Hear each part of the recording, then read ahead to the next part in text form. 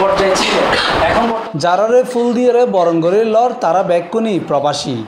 বৈষম্য বিরোধী ছাত্র আন্দোলনত সহিংসতা প্রকাশ করায় সংযুক্ত আরব আমিরাতত যে 57 জন প্রবাসী বাংলাদেশিরে কারাদণ্ড দেওয়া হইল তারার মধ্যে প্রায় অর্ধেক প্রবাসী চট্টগ্রামের বিভিন্ন উপজেলার বাসিন্দা। অন্তর্বর্তীকালীন সরকারের প্রধান উপদেষ্টার প্রচেষ্টায় ব্যাকুনরে বিশেষ কমায় মুক্তি দেওয়া হই। আমার অনুরোধে সংযুক্ত আরব আমিরাতের 57 জন বাংলাদেশি যারা ফেসিবাদ বিরোধী বিক্ষোভে অংশগ্রহণ করা বিভিন্ন মেয়াদে কারাদণ্ডে দণ্ডিত হয়েছিলেন তাদের সাধারণ ক্ষমা ঘোষণা করেছেন সে দেশের সরকার। ইতিমধ্যে তাদের কয়েকজন দেশে ফিরে এসেছেন। এই ক্ষমা প্রদর্শন ছিল অতি বিরল একটি ঘটনা।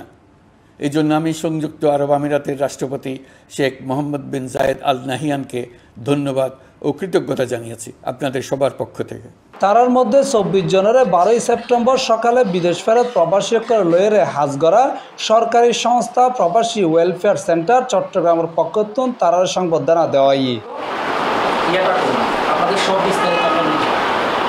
পাশাপাশি এইসব আমিরাত ফেরত প্রবাসী সহযোগিতা গড়ি পেলে তারা রেজ প্রকল্পের আওতায় আনি পেলে ইতিমধ্যে প্রবাসী কল্যাণ ও বৈদেশিক কর্মসংস্থান মন্ত্রণালয়ের নির্দেশনা দেওয়া হয়। 32 জনের মধ্যে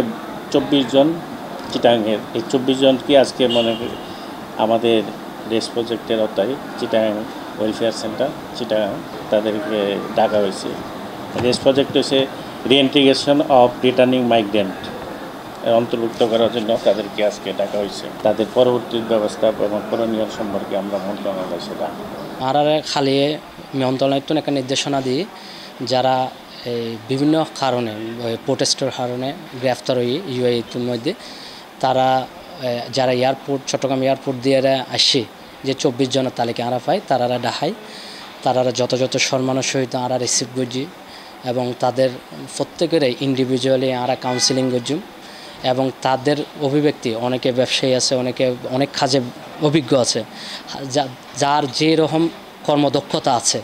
এইভাবে আরা ওদের ব্যাপারে ব্যবস্থা লইম এবং তাদের ডাটাবেস তাদের রেজিস্ট্রেশন সম্পূর্ণ করানোর পর আরা এই তথ্যাদি মিনিস্ট্রির কাছে পাঠাইম। মিনিস্ট্রি পরবর্তী প্রয়োজনীয় পদক্ষেপ গ্রহণ করিব। যদিও দেশত ফেরত আইনে 32 জন কর্মীর বেশিরভাগই আমিরাতত প্রতিষ্ঠিত ব্যবসায়ী তারা আবারও বিদেশ যায় তারার ব্যবসার হাল ধরি বেললে সহযোগিতা চাই অন্তর্বর্তীকালীন সরকারের হাতে পুরো ডকুমেন্টস আর হাত থেকে বাণিজ্য আছে ব্যাকিং তারা ডকুমেন্টস আয় মনে করেন আর 3 দেওয়ার আছে লাইসেন্স ব্যাকিং তারা সাবমিট করছি আর ড্রাইভিং লাইসেন্স তারপরে মনে করেন আর এডি আর পাসপোর্ট আইডি তারপর আর ঘরের এগ্রিমেন্ট ব্যাকিং দিয়ে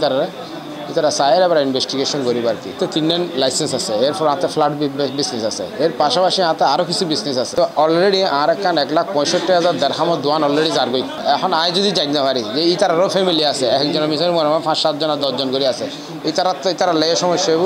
তাই ইনস্টার আছে একখানি আবেদন যে আরা যাতে আবার পুনরায় যাই করতে পারি। আয় থেকে আমাদের আবুধাবি আলাইনত আমার তো গ্যারেজ আছিল মিছিল দর্জি দরিয়ারাই তারা ফাটারি বস আর মানে অনেক কিছু অনেক টাইম না পারি গ্যারেজ দোয়ান দান ব্যাংক ফরে রই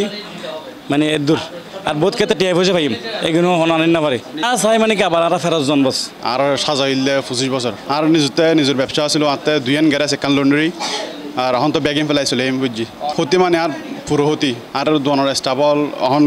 এটাই তার বিশের প্রসেসিং করে নেওয়ার আইন এখন কিছু নোয়ার আর ওদের ব্যবসা নচলের অনাই সাইড দিয়ে আবার ব্যাগ করি বেলা আর 90 যেন তুলি দেয় যেন আর আবার ব্যাগ করি তারি আর এটা বেশিরভাগই ব্যবসায়ী তারা একজনতে কোম্পানির মধ্যে 600-700 মানুষের আছে দিলে মানুষও আছে এটা আবার যাবেলা পুনরায় স্যার আরও যাবেলাই স্যার টিয়া পয়সা ব্যাংক ব্যালেন্স বহুত কিছু আটকে গিয়ে সরকার আছে আর দাবি দিয়ে আর দ্রুত আবার এই নুমেন্ট্রিকে তুলে নিবেলাই আর যেন এমারতে যাই তারিফান আর প্রথম চাওয়া পাওয়া যে এই মুহূর্তে আর অনেক ভাই এখনও কি আছে জিয়ার ভিতরে বন্দি আছে সরকারিভাবে টিকিট দি অনেকের হয়তো টিকিট দিবের অনেকের পরিবারতে টিকিট দিবের পয়সা নাই ইতার দ্রুত যত দ্রুত মানি তার সরাইয়ের আনন্দ যায় টিকিট দি সরকারিভাবে টিকিটের যেন ব্যবস্থা করে আর এটা শতমায় দি 80% মানুষ এই যে ব্যবসায়ী ইতারা যেন আবার যাইতে পারে যারা যাইতো নি তার ভিন্ন হিসেব যারা ব্যবসা বাণিজ্য আছে প্রতিষ্ঠান আছে ইতারার পুনরায় আবার যাই বেলা সরকারের যেন অনুমতি জিবাসিবে যেন তুলি দিবের ব্যবস্থা করে। Mohammad Nizamuddin Tipu C+ TV Chittagong.